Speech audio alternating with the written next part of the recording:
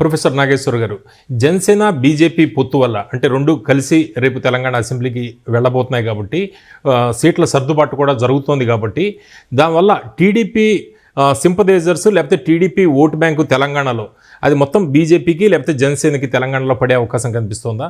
అంటే ఒకటి, తెలుగుదేశం పార్టీ ఎన్నికలకు దూరం కావడంతో సహజంగానే టీడీపీ ఓట్ల పైన అందరికీ ఆసక్తి పుట్టింది. అందుకే చంద్రబాబు అరెస్ట్ పైన భిన్నంగా మాట్లాడిన బీఆర్ఎస్ నేతలు ఇప్పుడు డ్యామేజ్ కంట్రోల్లో పడి మామూలు తంటాలు కాదు, ఇప్పుడు మెచ్చుకునే ప్రయత్నం చేస్తున్నారు. చంద్రబాబు నాయుడు అరెస్ట్ను ఖండించేటువంటి ప్రయత్నం చేస్తున్నారు. సో మీకు పువ్వాడ అజయ్ కుమార్ ఖమ్మంలో మాట్లాడింది, కానీ చాలా చోట్ల ఈ ప్రయత్నం జరుగుతుంది. హరీష్ రావు, కవిత లాంటి వాళ్ళకి కూడా చంద్రబాబు నాయుడు అరెస్ట్ పైన టీడీపీకి అనుకూలంగా స్పందించారు. సో ఇక కాంగ్రెస్ పార్టీ మొదటి నుంచి కూడా టీడీపీ అనుకూల ఓటు తమ వైపు తిరుగుతుంది అని వారు నమ్మకంతో ఉన్నారు. అందులో రేవంత్ రెడ్డి నాయకత్వంలో ఉండడము, ఇటీవల కమ్మ సంఘాల జేఏసీ కూడా కాంగ్రెస్కు మద్దతు పలకడము, సో బీఆర్ఎస్కు వాళ్ళు సహజ ఓటర్లు కాకపోవడము, బీజేపీ పట్ల విముఖత ఉండడం. ఎందుకంటే ఆంధ్రప్రదేశ్లో ప్రత్యేక హోదా ఇవ్వలేదన్న కోపం ఉంది, రాష్ట్ర విభజనకు కూడా బీజేపీ సహకరించిందన్న కోపం ఉంది. అన్నిటికీ మించి జగన్ బీజేపీ అండ చూసుకొని చంద్రబాబు నాయుడు పైన ఎగురుతున్నాడు అనేది చాలామంది టీడీపీ కార్యకర్తల, టీడీపీ అభిమానుల నమ్మకం. అందువల్ల బీజేపీ పట్ల టీడీపీ విముఖంగా ఉందనడానికి ఉదాహరణే మనకు ఆంధ్రప్రదేశ్లో బీజేపీకి వస్తున్నటువంటి ఓటింగ్ చూస్తే అర్థమవుతుంది. అరౌండ్ 1% మించి ఓటింగ్ రావడం లేదు. అందువల్ల ఆంధ్రప్రదేశ్లోనే బీజేపీకి ఓట్లు లేనిది సీమాంధ్ర ప్రజలు తెలంగాణలో వచ్చి అందులో తెలుగుదేశం అభిమానులు తెలంగాణలో బీజేపీకి ఓటు వేస్తారా అనేది బిగ్ క్వశ్చన్. ఎందుకంటే 2014లో టీడీపీతో కలిసి బీజేపీ పోటీ చేసిన తర్వాత ఆంధ్రప్రదేశ్లో పొత్తు ఉండగానే తెలంగాణలో కట్ చేసుకున్నది బీజేపీ. సో అందువల్ల టీడీపీ పట్ల బీజేపీ వ్యవహరిస్తున్న తీరు పైన టీడీపీ అభిమానుల్లో వ్యతిరేకత ఉంది. అందువల్ల ఇలా బీజేపీకి టెన్షన్ ఏంటంటే ఈ ఓటు తెలుగుదేశం అనుకూల ఓటు, తెలుగుదేశం పోటీ చెయ్యకపోవడం వల్ల ఎక్కడ కాంగ్రెస్కు పోతుందో అన్న టెన్షన్ బీఆర్ఎస్కు పట్టుకుంది, బీజేపీకి పట్టుకుంది. అందులో భాగంగా ఈ ఓట్లను ఆకర్షించడానికి, తెలుగుదేశం ఓట్లు ఆకర్షించడానికి చాలా కాలంగా బీజేపీ ప్రయత్నాలు కూడా చేస్తోంది.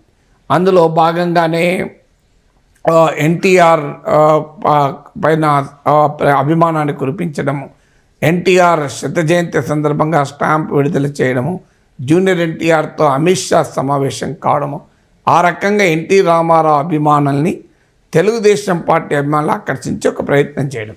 తర్వాత అమిత్ షా, జేపీ నడ్డాలు చంద్రబాబు నాయుడుతో సమావేశమయ్యారు. ఇటీవల అమిత్ షా లోకేష్ కూడా అపాయింట్మెంట్ ఇచ్చారు.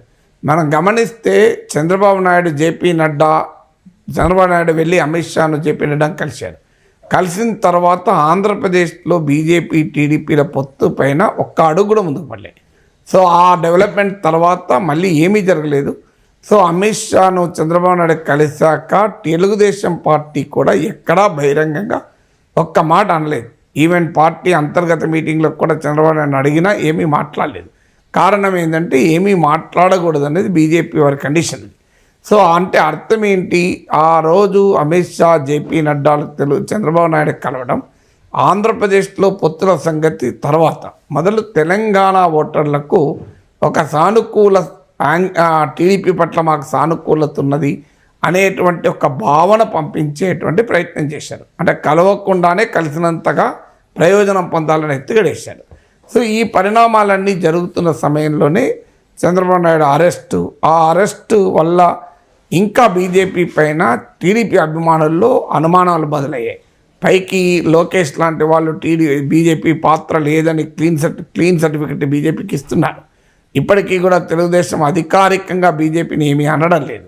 కానీ పార్టీ కార్యకర్తలు, నేతల అభిమానుల్లో నరేంద్ర మోడీ, అమిత్ షాలు తలుచుకుంటే జగన్ ఈ పని చేసేవాడా, అందువల్ల బీజేపీ చేయించింది అన్న భావన కొంతమందిలో ఉంటే, కనీసం బీజేపీ గనక ఆపగలిగితే, బీజేపీ అఖిల భారత నాయకత్వం ఆపగలిగితే జగన్ చంద్రబాబు పైన ఈ స్థాయిలో విరుచుకుపడే ప్రశ్నే లేదు అని ఇటీవల కేవీపీ రామచంద్రరావు కూడా చెప్పాడు.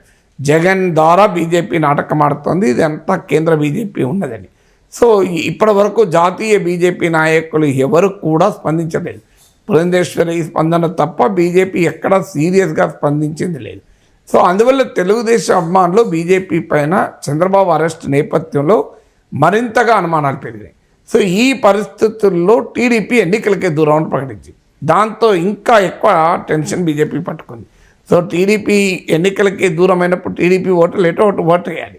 సో టీడీపీ అభిమానులు తెలంగాణలో గణనీయంగా ఉన్నారు. హైదరాబాద్, ఖమ్మం, నిజామాబాద్ ఇలా కొన్ని ప్రాంతాల్లో, రంగారెడ్డి, మహబూబ్నగర్ ఈ ప్రాంతాల్లో బలంగా ఉన్నారు. అందులో ఆ బీజేపీకి బలమున్న హైదరాబాద్ సిటీలో బలంగా ఉన్నారు. సో అందువల్ల బీజేపీ తాజా ఎత్తుగడ ఏంటంటే జనసేనతో కలిసైనా జనసేన ద్వారా బీజేపీ టీడీపీ ఓట్లు తెచ్చుకోవాలనేది ఒక ప్రయత్నం. దీనికి కారణం ఏంటంటే ఇటీవల పరిణామాల తర్వాత టీడీపీ జనసేనల మధ్య బంధం పెరిగింది. మా చంద్రబాబు నాయుడు బయటకు వచ్చాక కూడా పవన్ కళ్యాణ్కు ప్రత్యేక కృతజ్ఞతలు కూడా చెప్పాడు. ఎందుకంటే కష్టకాలంలో తెలుగుదేశానికి పూర్తి స్థాయిలో అండగా ఉన్న నేత పవన్ కళ్యాణ్. సో అందువల్ల పవన్ కళ్యాణ్ ప్రోయాక్టివ్గా టీడీపీతో కలవడము వల్ల టీడీపీ అభిమానుల్లో పవన్ కళ్యాణ్ పట్ల గణనీయమైనటువంటి అభిమానం పెరిగింది. సో అందువల్ల ఇవాళ జనసేన టీడీపీల మధ్య ఓట్ ట్రాన్స్ఫర్ మీకు ఆంధ్రప్రదేశ్లో కూడా 90-95% అయ్యే స్టేజ్కి వచ్చింది. సో అందువల్ల జనసేన టీడీపీ మధ్య పెరిగిన బంధం, పవన్ కళ్యాణ్ చంద్రబాబు నాయుడు మధ్య పెరిగిన బంధం, పవన్ కళ్యాణ్ పట్ల టీడీపీ అభిమానుల్లో పెరిగిన గౌరవం ఇవన్నీ గమనించాకనే బీజేపీ జనసేనతో కలవాలని నిర్ణయించుకున్నది. మనకు తెలుసు జిహెచ్ఎంసీ ఎన్నికల్లో జనసేన పోటీ చేస్తానంటే అసలు ఒక్క సీటు కూడా ఇవ్వని బీజేపీ. ఇవ్వకపోవడమే కాదు, ఆ రోజుల్లో బండి సంజయ్ బీజేపీ రాష్ట్ర అధ్యక్షుడు స్పష్టంగా చెప్పాడు, మాకు ఎవరితో పొత్తుండదు, తెలంగాణలో ఇప్పుడు పొత్తుండదు, అసెంబ్లీ ఎన్నికలు కూడా పొత్తుండదు అన్నారు. ఈ పరిణామాలన్నీ జరిగాక కిషన్ రెడ్డి, లక్ష్మణ్ వెళ్ళి పవన్ కళ్యాణ్ కలిసి దేశరతగా జనసేన పోటీ చేయకుండా బీజేపీకి మద్దతు ఇవ్వమని అడిగారు. మళ్ళీ ఇటీవల మళ్ళీ వెళ్ళారు. కానీ ఈసారి మాత్రం జనసేన మేము 32 సీట్లకు పోటీ చేస్తామన్నారు. ఇప్పుడు తాజాగా ఒక అరౌండ్ 10 సీట్స్ అయినా జనసేన అడుగుతున్నదని, అందులో హైదరాబాద్లో బీజేపీ కాస్తో కూస్తో బలమున్న షేర్లింగంపల్లి, కూకట్పల్లి కూడా అడుగుతున్నారు. సో ఇది ఈ పూర్వరంగానికి కారణం ఏంటి అంటే బీజేపీ నేరుగా పోటీ చేస్తే తెలుగుదేశం అభిమానులు ఓటు వేయకపోవచ్చు.